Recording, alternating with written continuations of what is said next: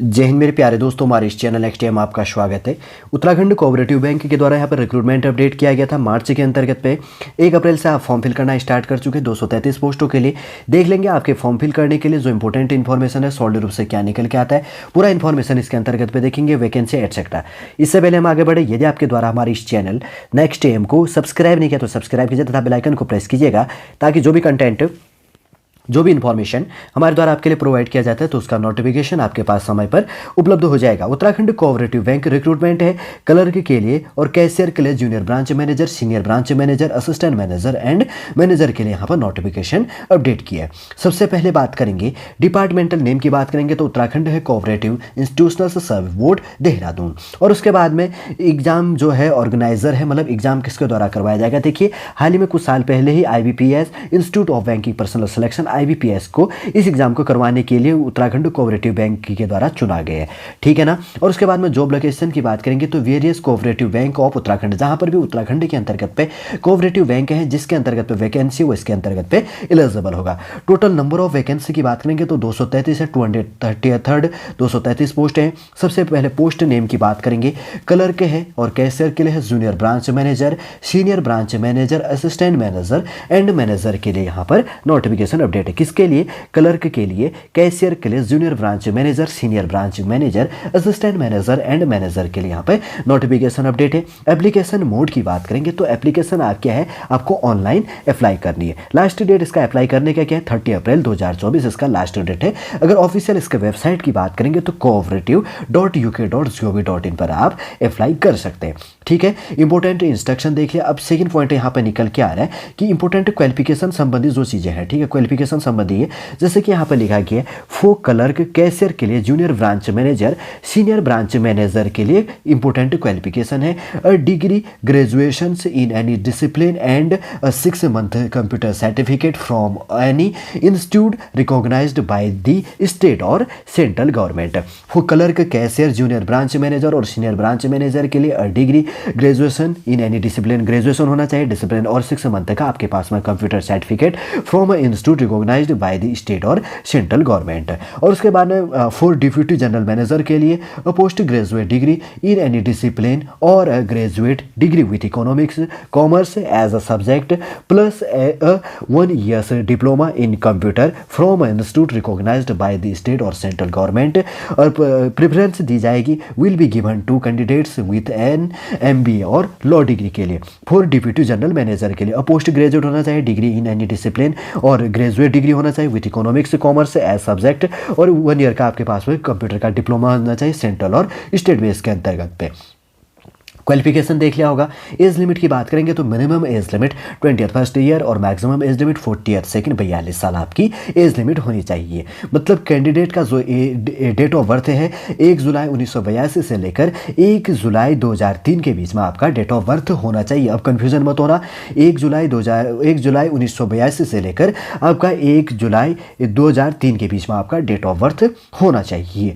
फिर उसके बाद में एज रिलैक्सेशन की बात करेंगे तो जो पीरियड है इसके अंतर्गत छूट दी जाएगी। शेड्यूल कास्ट, शेड्यूल ट्राइब और OBC के लिए 5 ईयर्स का यहाँ पर एज लिमिट में छूट दी जानी है। मैक्सिमम 42 साल है, 5 साल की छूट की बात करेंगे 47 साल है। और PWD के अंतर्गत पे पर्सन विथ डिसेबिलिटी के लिए 10 साल का, मतलब 42 साल है तो 52 साल आप इसके लिए एलिजिबल है। एक्स सर्विसमैन SCO और S जो है ऑब्लिक है ECO ऑब्लिक है with at least 5 years of service के लिए जो है 5 ईयर्स का एज लिमिट में, मतलब मैक्सिमम एज लिमिट कितने 47 तक आप इसके लिए एलिजिबल है। और डिपेंडेंट और फ्रीडम फाइटर के लिए 5 ईयर्स का आपके लिए यहाँ पर एज लिमिट पे छूट दी जाएगी, ठीक है। एज लिमिट समझ गए होंगे। अगर वैकेंसी की बात करेंगे, क्लर्क है और कैशियर के लिए 162 पोस्ट है, जूनियर ब्रांच मैनेजर के लिए 54 पोस्ट है, सीनियर ब्रांच मैनेजर के लिए 9 पोस्ट है, असिस्टेंट मैनेजर के लिए 6 पोस्ट है, मैनेजर के लिए 2 पोस्ट है। टोटल कितनी 233 पोस्ट यहाँ पर इंक्लूड की गई है। और उसके बाद में आपका अगर एग्जाम की बात करेंगे तो आपका रिटर्न एग्जाम होगा, जिसके अंतर्गत आपसे क्या पूछा जाएगा, comprehension of banking concept base के अंतर्गत पे एस्पिरेंट से उम्मीद की जाएगी जाएगी लॉजिकल रीजनिंग से, न्यूमेरिकल प्रोफेंसी बेस के अंतर्गत पे and knowledge of current affair से आपके लिए क्वेश्चन पूछा जाएगा। रिटन एग्जाम जब क्वालिफाई की करेंगे आप, तब उसके बाद में आपका डॉक्यूमेंट वेरिफिकेशन होगा। फिर उसके बाद में जो भी एलिजिबिलिटी मांगी गई है वही डॉक्यूमेंट आपके लिए वेरिफिकेशन के लिए मांगा जाता है। ठीक है, 10th 12th उसकी कॉपी, फोटो, सिग्नेचर एटसेट्रा, बहुत से थोड़े डॉक्यूमेंट होते हैं एटसेट्रा, हम आने वाले समय पे बात करेंगे।